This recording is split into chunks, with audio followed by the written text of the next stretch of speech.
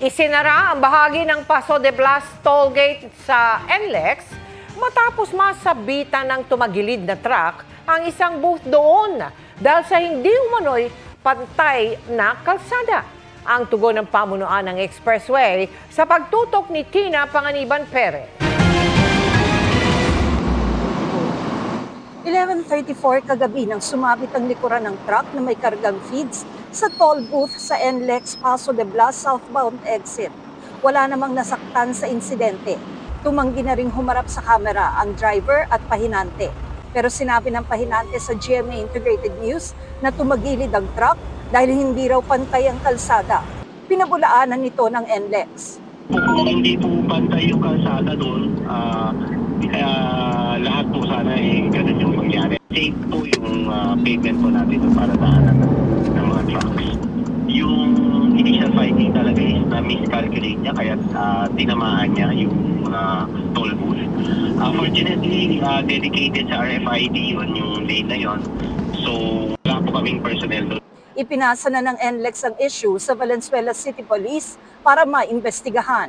Kailangan po sagutin po ng driver yung damage yung nangyari po doon sa toll booth po namin. Inaayos pa lang po with PNP Valenzuela yung maaaring case po doon sa driver po. At maaaring doon sa may-ari. Bago mag-alauna ng hapon kanina, natanggal na ang nasirang toll booth.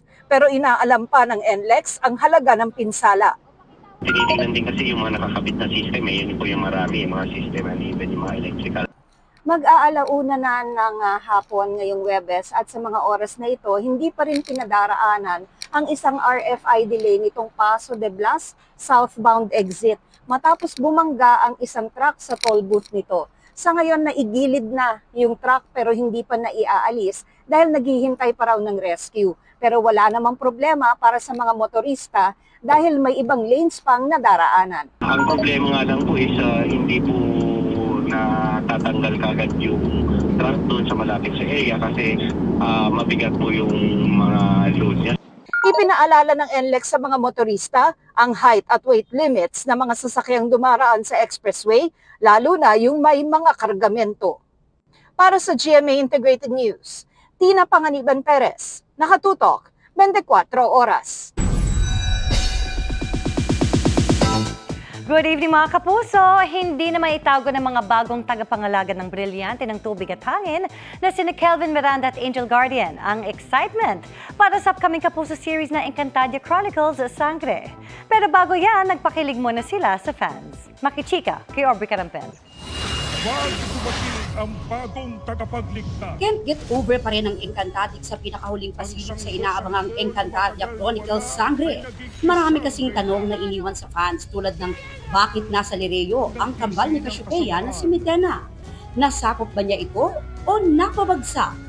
Bakit di niya hawak si Dea na bagong tagapangalaga ng brilyante ng hangin? Shock din ang marami at napatanong, sino ang namatay at pinagluluksa ng mga sangre?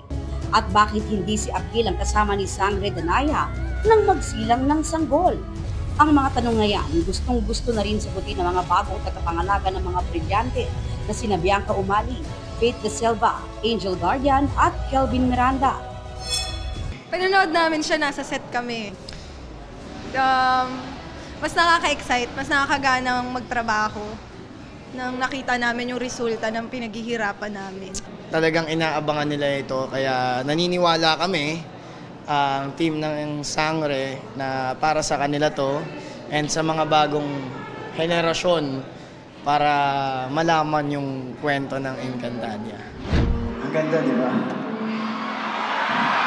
Achievement unlock naman kina Angel at Kelvin ang pagganap nila sa isang short film na may halong live performance on stage nitong Easter Sunday. Grateful and thankful kasi na-experience ko yung ganitong klaseng setup ng pag-perform, which is isa sa mga pangarap ko.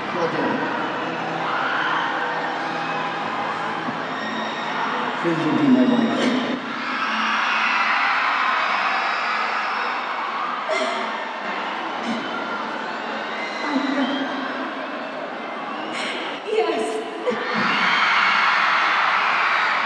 Naging mas madali na rin daw sa kanilang magpakilig dahil dati na rin silang naging mag-love team.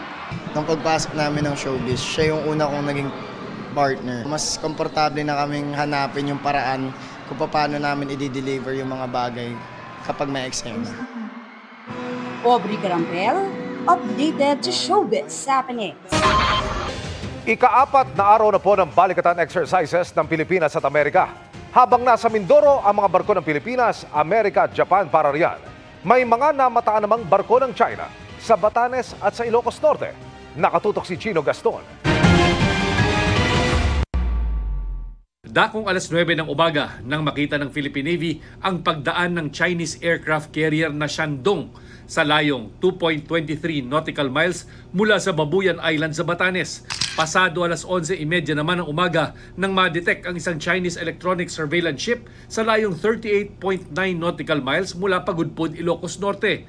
Patuloy na minomonitor ng Philippine Navy ang kilos ng mga barko gamit ang Maritime Domain Awareness Equipment habang sinusubukan naman namin kuhanan ng pahayag ang Chinese Embassy. Ang pagdaan nila nangyari ngayong ika-4 na araw ng balikatan Joint Military Exercises, kung kailan mula Subic ay naglayag papuntang Mindoro ang mga barko ng US Navy, Pilipinas, Japan Self-Defense Force at US Coast Guard. Kasama sa Multilateral Maritime Event o MME ang BRP Gabriela Silang ng Philippine Coast Guard, BRP Ramon Alcaraz at Apollonario Mabini ng Philippine Navy. Kabilang sa pagsasanayan ng cross-deck operations o ang paglapag ng mga helicopter ng mga kaalyadong bansa sa landing deck ng mga barko ng Pilipinas, pagpunteriya sa isang floating target sa dagat, pag-refuel o pagkarga ng langis sa mga barko ng mga kaalyado habang naglalayag, at search and rescue scenario bilang paghahanda sa pagsagip ng mga crew ng mga lumubog na barko. Isa rin sa mga pakay ng balikatan Joint Military Exercises ang palakasin ang kakayahan ng Pilipinas na idepensa ang sarili nitong teritoryo, at ang mga US equipment na dumaraan o mananatili dito ay tanda na hindi lamang hanggang salita ang suportang ibibigay ng mga kaalyadong bansa sa Pilipinas. Para sa GMA Integrated News, Chino Gaston, nakatutok, 24 oras.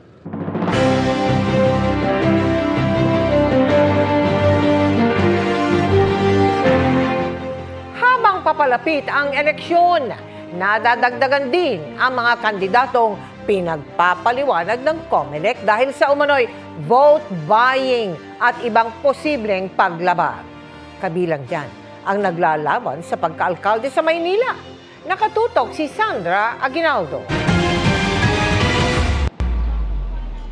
Inisyuhan ng show cause order ang dalawang kandidato sa pagka-mayor ng Maynila. Sina dating Mayor Isko Moreno Dumagoso na ayon sa COMELEC ay namigay umano ng 3,000 pesos sa mga guro, at Samuel Versosa na namigay umano ng goods na may pangalan niya. Si Dumagoso wala muna raw reaksyon dahil hindi pa niya natatanggap ang show cause order. Sa isang Facebook Live naman, nanawagan si Sam Versosa na huwag magbenta ng boto sa may buweltang may nadiskubre daw siyang bilihan ng boto sa Maynila. Nandito ako sa Sports San Andres Complex. Nagbibigay ng 1,000 ngayon. Kami pa yung babalik na rin na bumibili ng boto. Mas malinaw ang vote buying nandito sa San Andres Complex. Kaya nahuhumusga sino tunay na namimili ng boto. May show cause order din si Mayor Dale Gonzalo Malapitan ng Caloocan dahil sa posibleng abuse of state resources matapos umanong mabigay ng mahigit 3,000 pesos. Sa isang statement, sinabi ni Malapitan na bahagi ng programang Agapay sa Manggagawa ang pinamahaging pera. Nabigyan daw ng COMELEC ng exemption ang programang ito para tuloy-tuloy na mabigay sa mamamayan. Ibinahagi niya ang kopya ng dokumento mula sa COMELEC. Naisyuhan din ng show cause order si Baybay City Leyte mayoral candidate Marilu Baligod at si Levito Baligod na kandidato sa pagkakongresista. Dahil sa pagsasagawa ng raffle, kalakip ng kanilang mga mukha at pangalan sa mga papremyo. Pagpapaliwanagin din ng COMELEC si Sangguniang Bayan member Jerry Jose dahil sa pamimigay umano ng buhay na baboy sa mga botante. Pinagpapaliwanag din ang mga kandidato para sa Sangguniang Bayan, Panlunsod at Panlalawigan na sina Ana Katrina Marcelo Hernandez dahil sa pamamigay ng mga electric fan, bigas at t-shirt, at si Julian Edward Emerson Coseteng dahil sa pamamigay ng papremyong 500 piso sa isang e-wallet app.